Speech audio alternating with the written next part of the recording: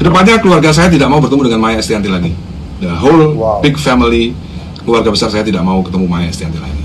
Semenjak siraman kemarin, atau semenjak akad nikah kemarin. Ibu saya sangat tersinggung.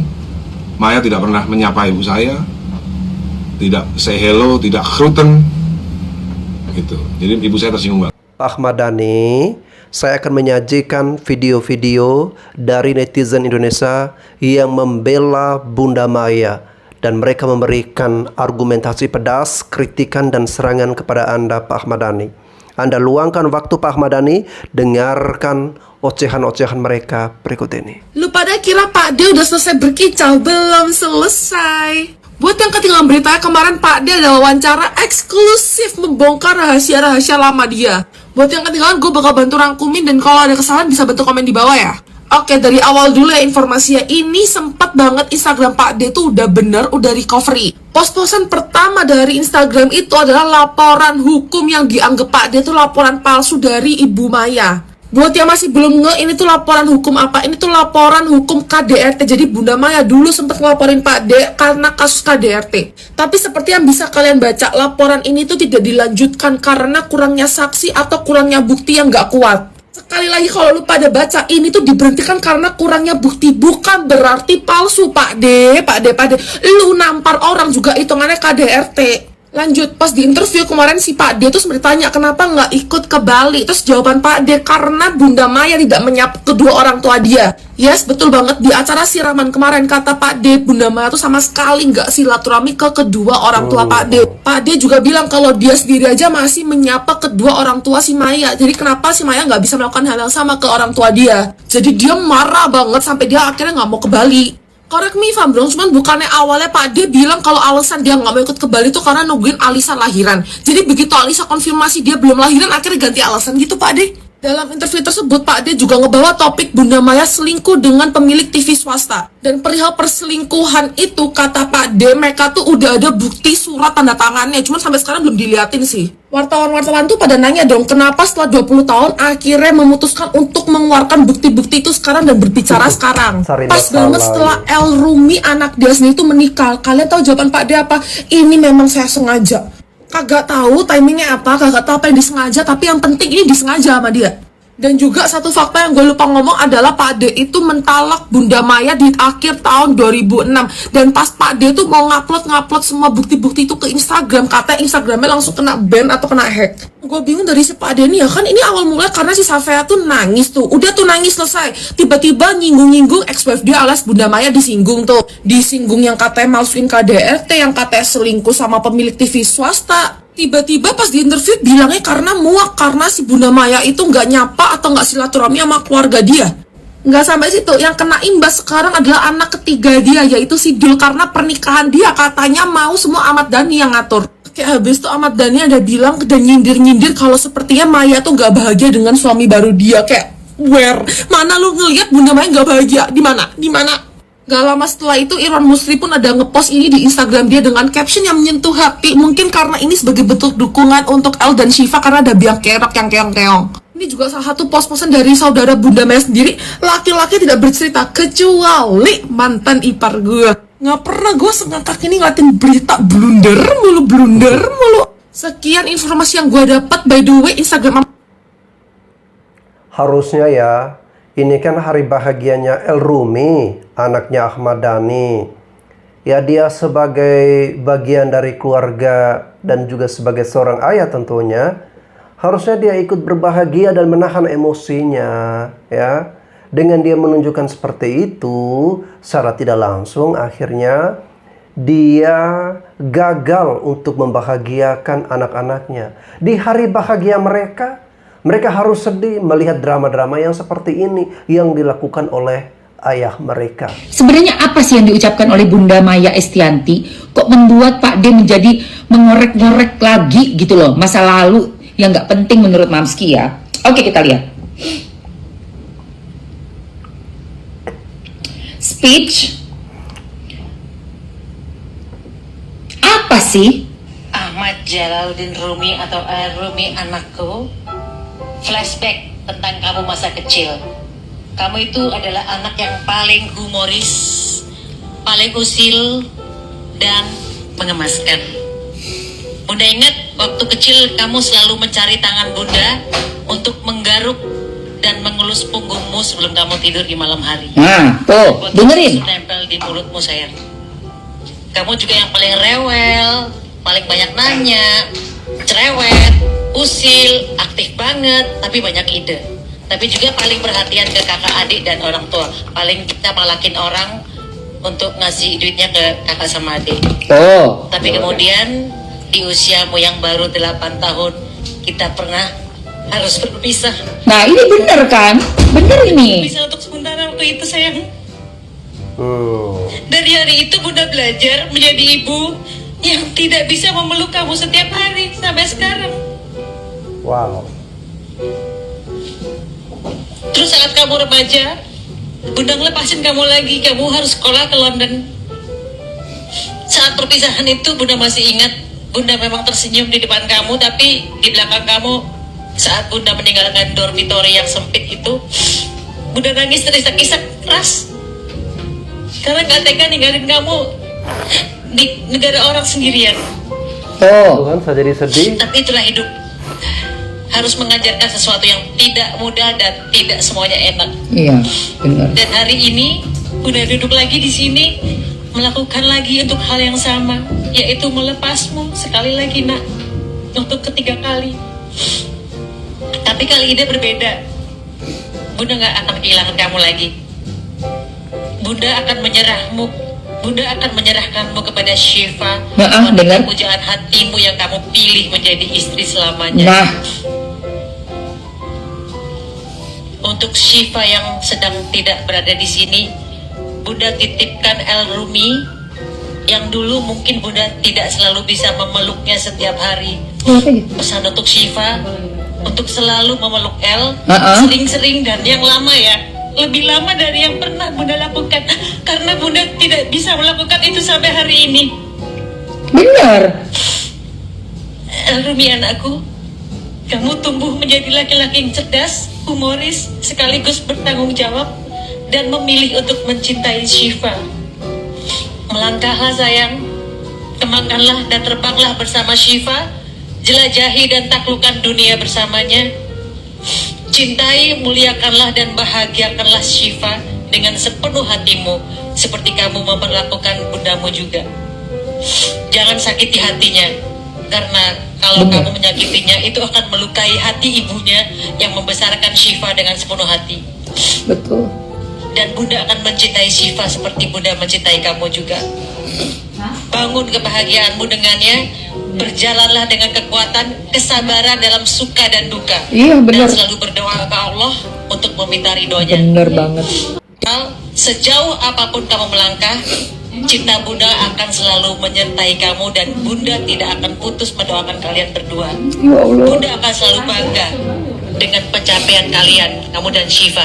Dan apapun yang terjadi, baik itu ringan maupun berat, kamu harus ingat ada Bunda dan Dedi yang siap menerima kamu kapan aja kamu pulang.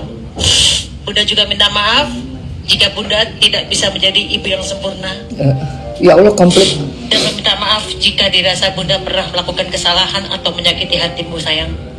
Dan Bunda juga memaafkan segala kesalahan kamu yang sengaja maupun yang tidak sengaja. I love you forever. Ahmad Jalaluddin Rumi atau Rumi anak. Sebagus itu kok jadi masalah sih.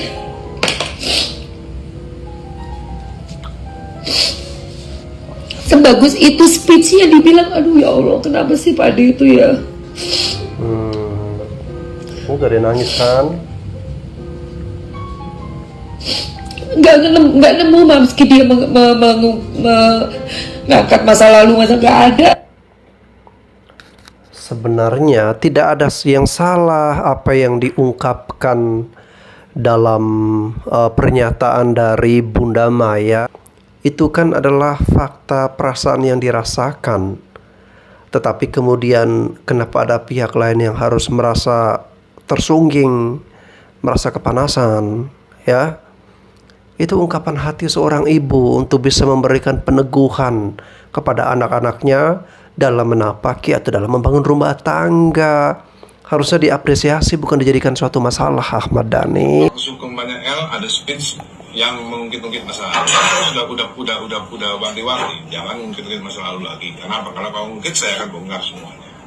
Udah deh netizen, kalian dengar kan kata Mas Dhani, ternyata karena Bunda Maya yang duluan udah diwanti-wanti, jangan ngungkit-ngungkit masa lalu. Kenapa pas siraman El kemarin bikin drama nangis-nangis? Ada speech yang bikin nangis-nangis itu dan mengungkit-ungkit masa lalu. Ya ini jadinya kan akhirnya aib Bunda Maya 20 tahun yang lalu dibongkar. Jadi karena Maya selingkuh, saya ceraikan dia.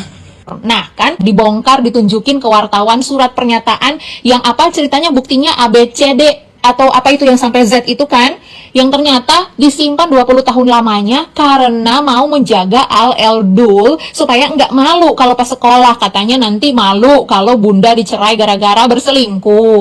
Udah kan netizen? Udah puas kalian? Kalian yang bertanya kenapa baru sekarang koar-koar soal kasus perselingkuhannya Bunda Maya?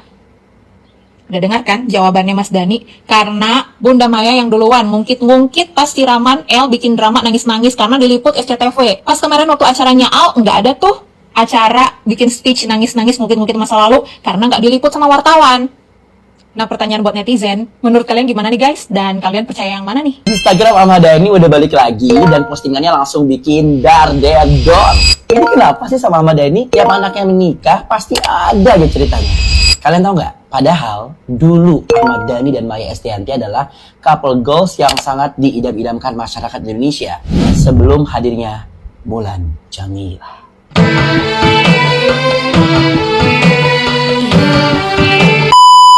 Disclaimer, pembahasan ini bukan untuk ngebuat kalian gak move on, tapi kita throwback aja ya. Gen Z atau gen yang di bawah Gen Z, mari kita kenalan. Gen milenial, mari kita throwback. 5 fakta hubungan Ahmad Dhani dan Maya Estianty pada saat itu kenapa menjadi couple goals. Pertama, mereka berawal dari kisah cinta di zaman sekolah. Mereka adalah adik kakak kelas di zaman sekolah di SMA Negeri 2 Surabaya. Maya udah dikenal dengan keyboardis yang berbakat, lalu Ahmad Dhani udah dikenal merintis Dewa 19. Dan mereka menjadi pemusik yang handal. Keren kan?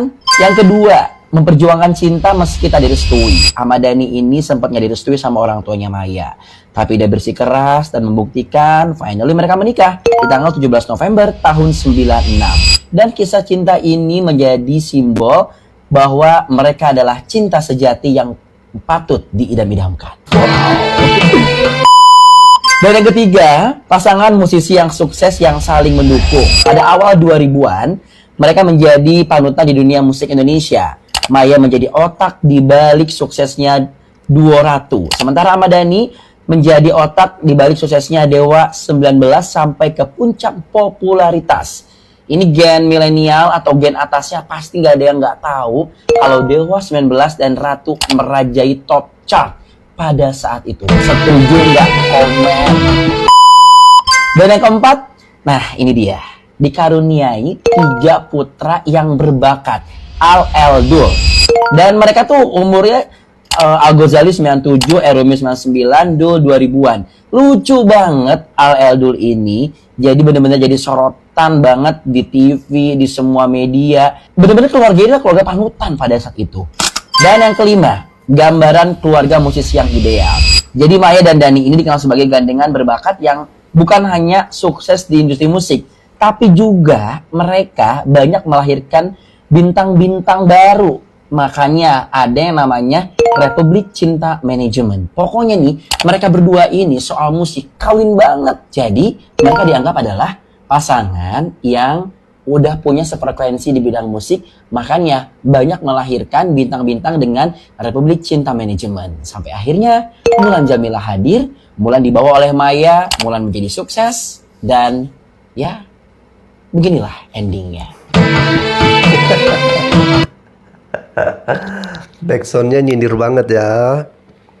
Sayang banget keberadaan atau keharmonisan ya cinta dari Ahmad Dhani dan Maya Estianty.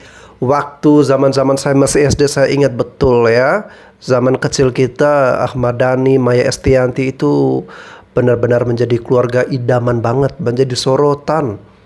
Tapi kemudian dihebohkan ketika akhirnya ya itulah ya, sahabat dari Maya Estianty sendiri sahabat vokalnya juga ya dalam satu grup yang sama, ya tega melakukan hal yang seperti itu yang membuat masyarakat Indonesia pada waktu itu menjadi heboh ya dengan kelakuan dari Ahmad Dhani dengan Mulan Jameela ya, yang akhirnya kisah rumah tangga mereka sampai dengan saat ini masih juga ada selisih paham seperti itu. Ya mungkin belum tuntas masa lalunya sehingga terus dibawa-bawa sampai dengan saat ini.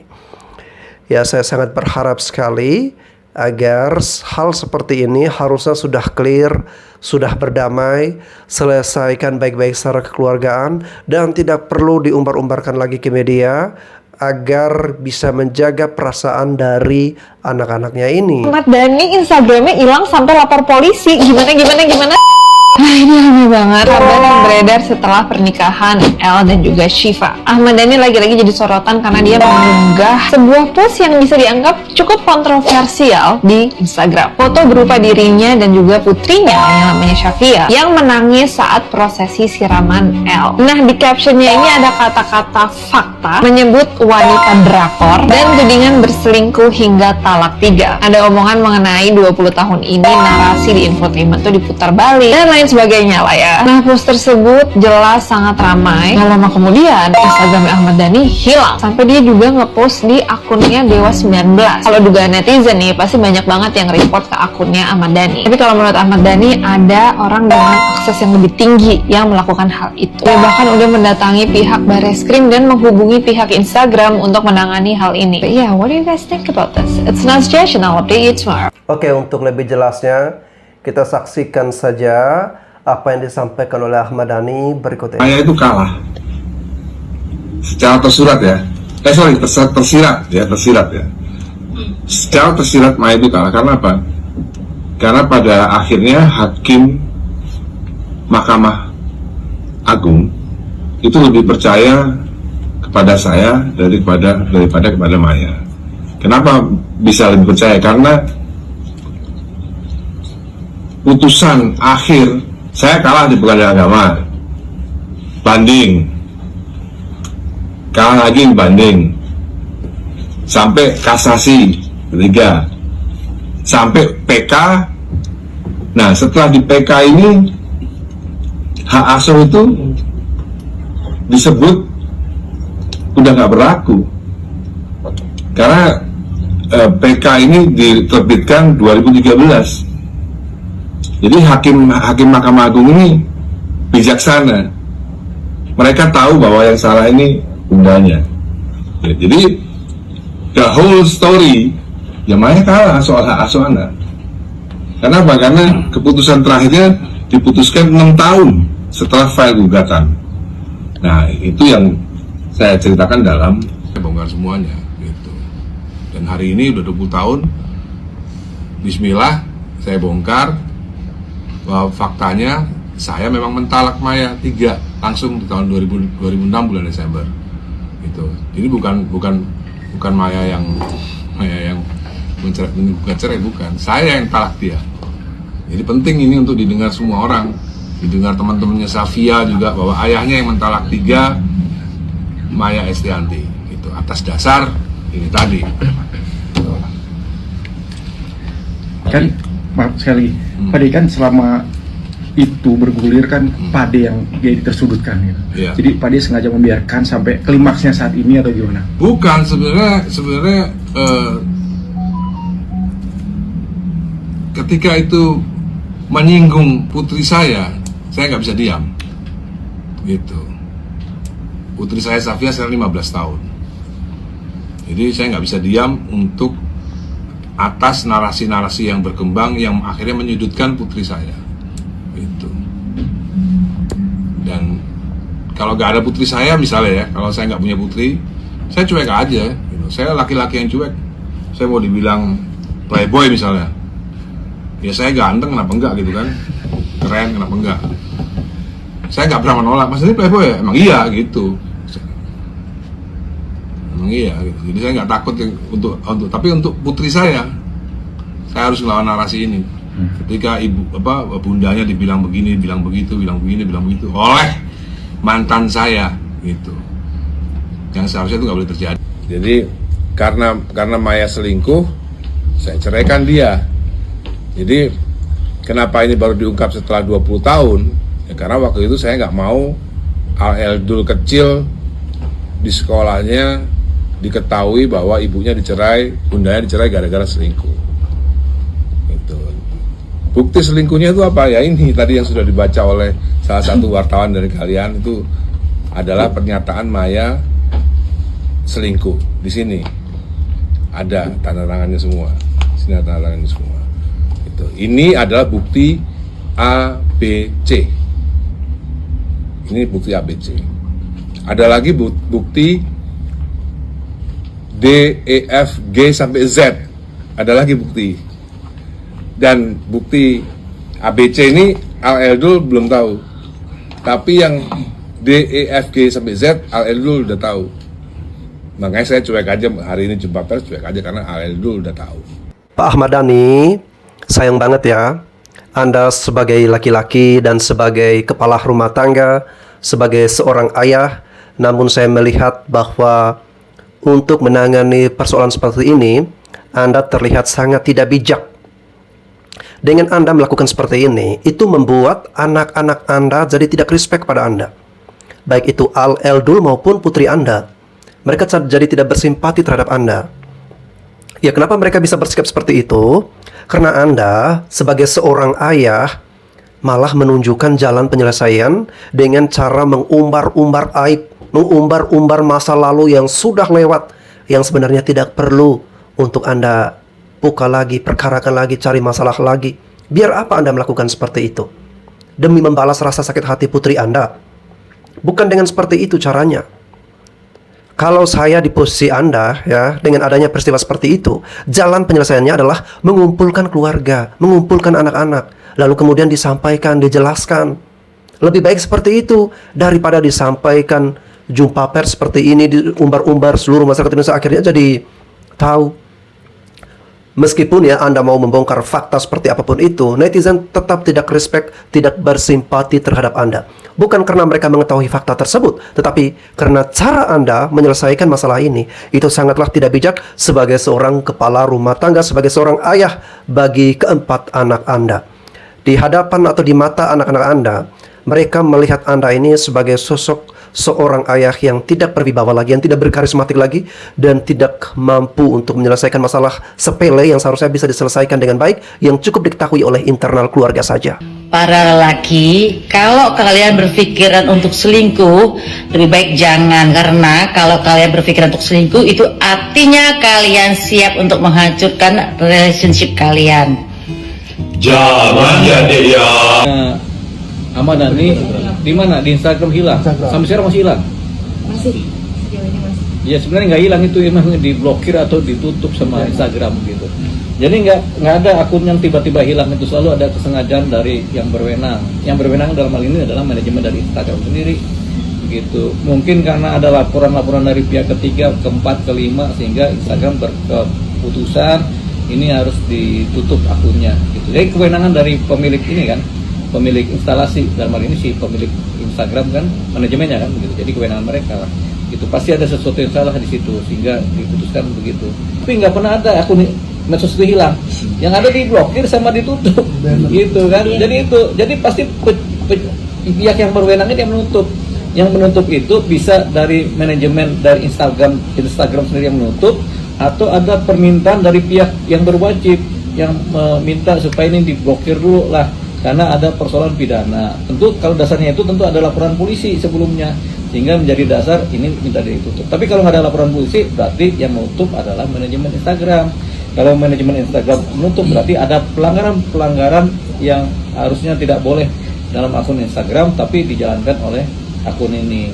Makanya ditutup oleh pihak manajemen Instagram. Atau ada laporan-laporan dari pihak ketiga, keempat, kelima, keenam yang kemudian mengadukan tentang akun ini itu bermasalah nih, menciptakan hal yang sifatnya begini-begini. Nah, ini inisiatif dari manajemen Instagram atau dari pemerintah.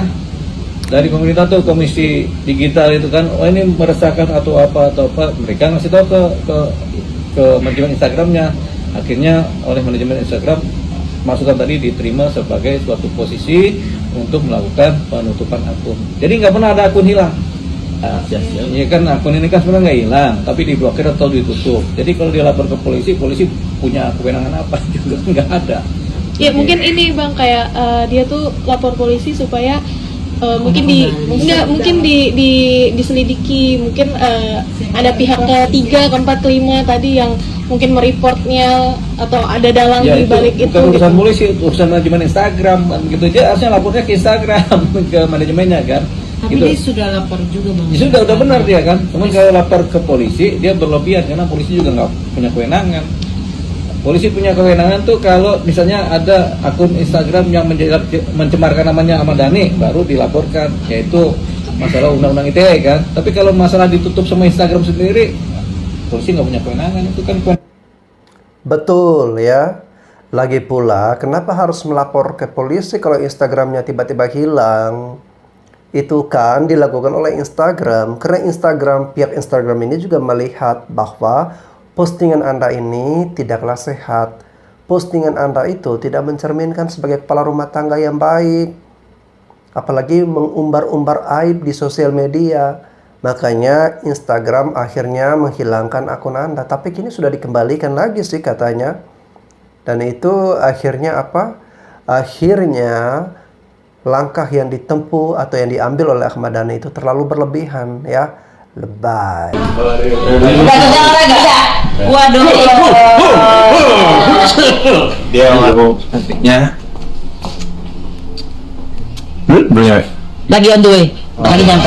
Bebeknya nggak boleh normal ya. 3, 4, 5, 6, 7, 8. Bebas.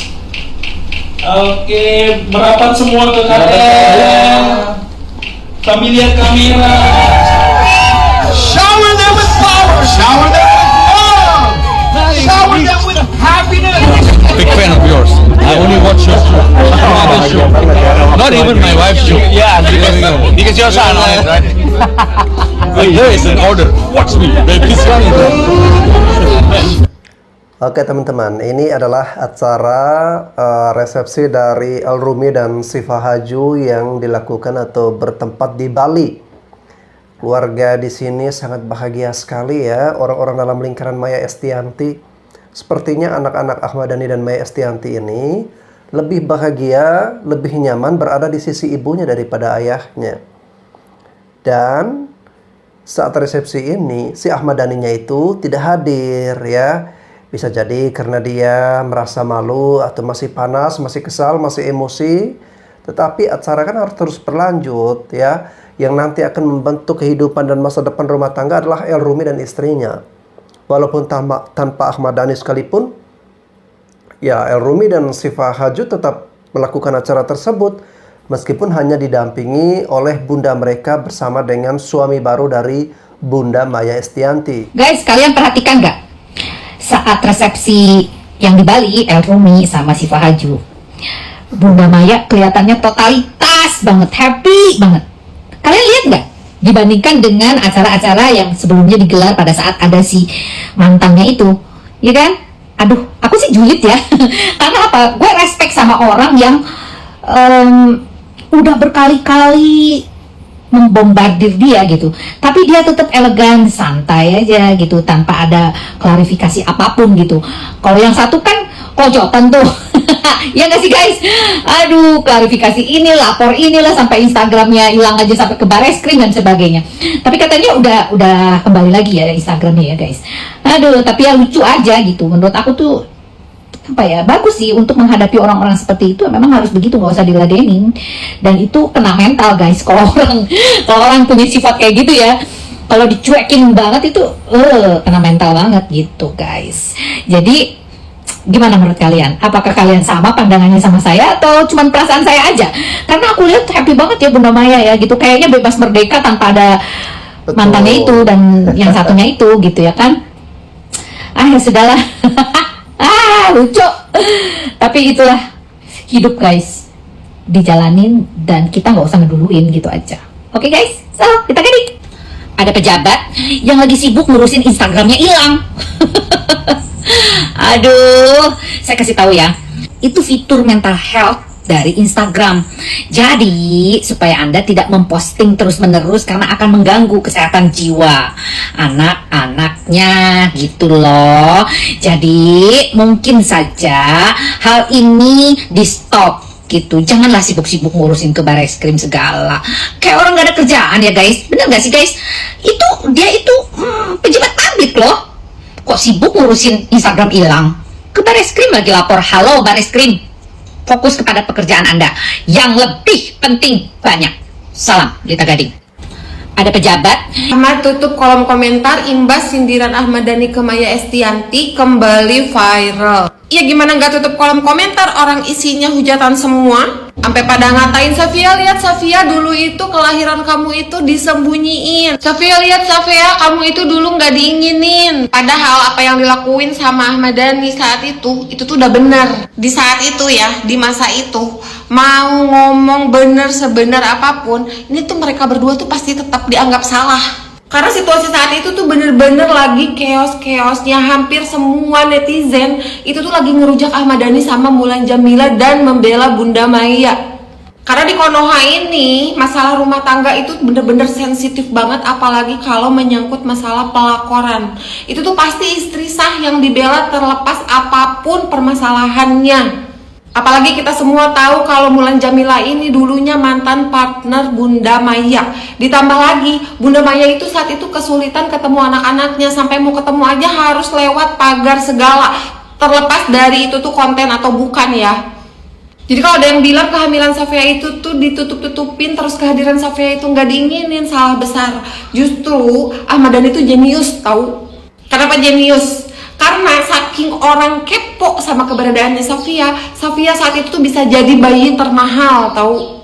Kakak-kakaknya juga sayang kok sama Safia, netizen aja yang semua salahnya Bunda Maya Estianty ya. Dari pernikahan Al dan El yang menyebabkan huru-hara ini semuanya salahnya Bunda Maya Estianty. Kenapa nggak dari 20 tahun yang lalu dia memilih untuk dimadu aja bareng Mulan Jamila? Biar apa? Biar ya Pak D, Dhani ini nggak sedikit-dikit tersinggung, nggak sedikit-dikit marah. Padahal kalau dilihat dari sisi positifnya ya, Maya Estianty itu sama sekali nggak berniat ngungkit masa lalu ya. Dia cuman ingat aja masa-masa dia berpisah sama anaknya, udah itu aja ya. Padahal ya Pak D Dhani tinggal terima aja hujatan netizen.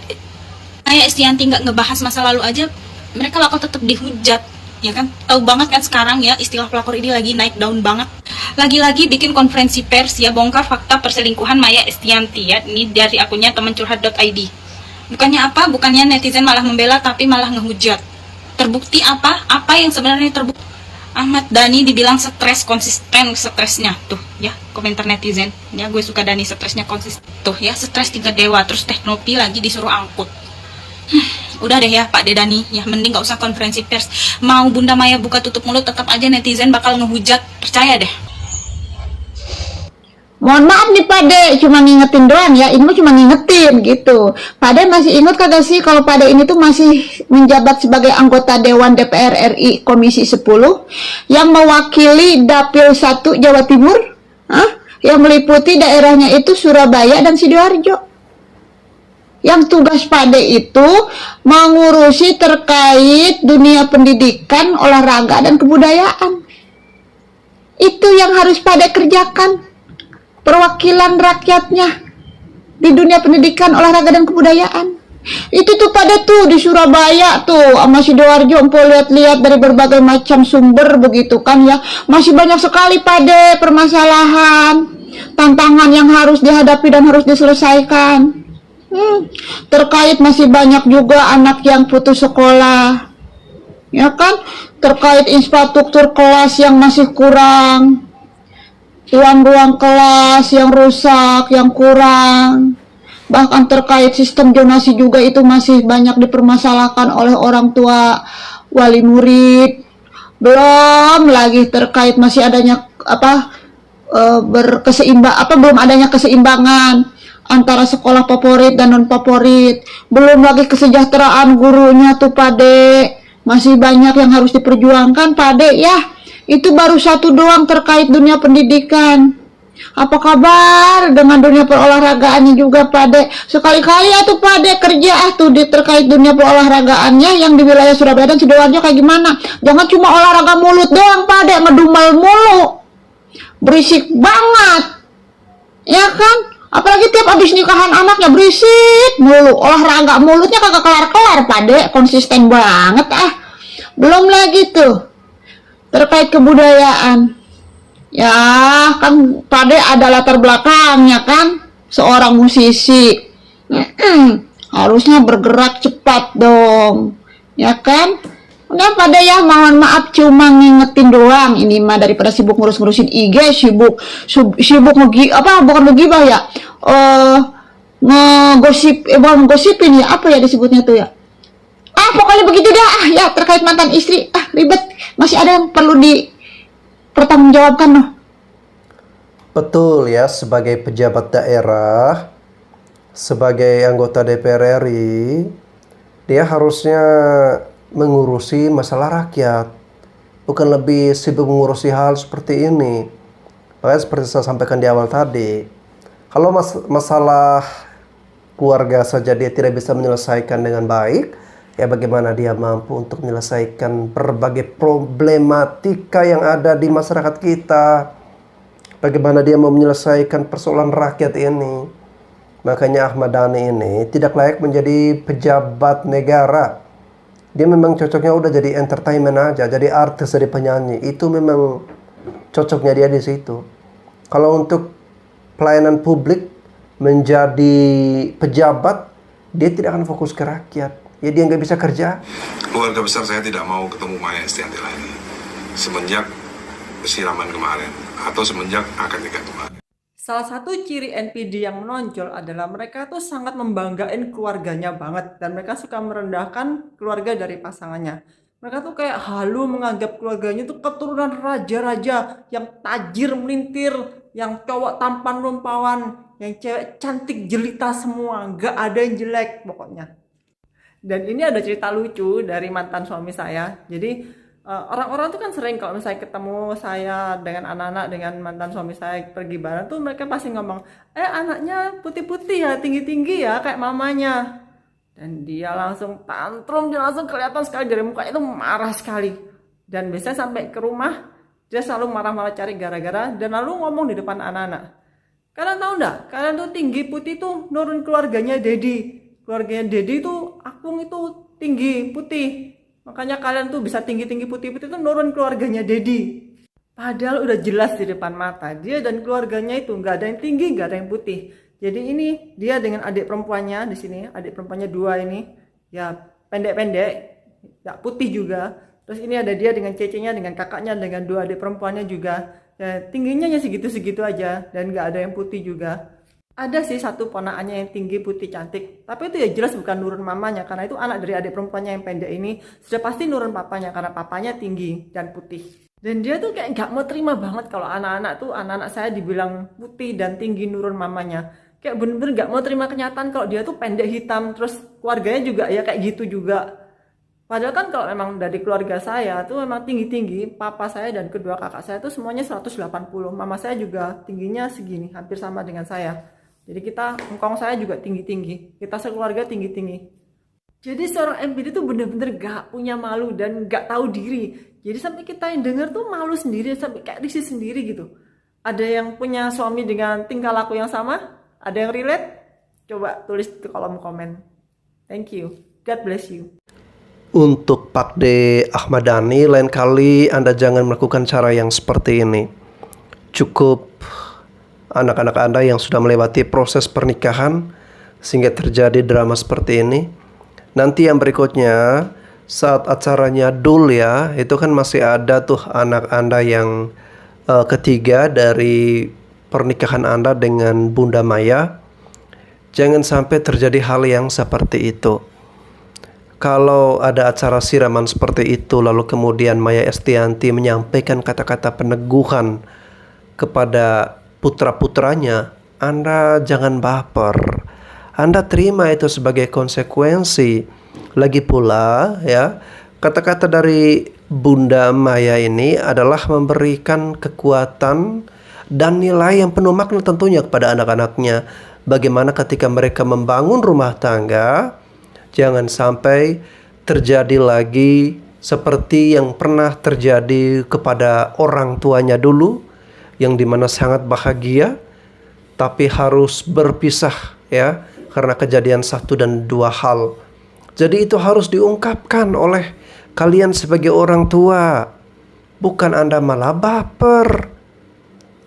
Nggak ada yang salah dong ketika Maya Estianty sedikit menceritakan tentang, sebenarnya tidak menyindir Ahmad Dhani ya, dia saja yang merasa tersindir. Itu kan mencerita bagaimana perjalanan hidup dirinya dengan memberikan kata-kata kekuatan terhadap anak-anaknya ini, sehingga anak-anak ini jangan jatuh ke dalam lubang yang sama. Ahmad Dhani pikirannya seharusnya bisa nyampe ke situ, dan dia sebagai ayah ya harus bisa ikhlas, bukan mengambilkan seperti itu seperti anak kecil ya.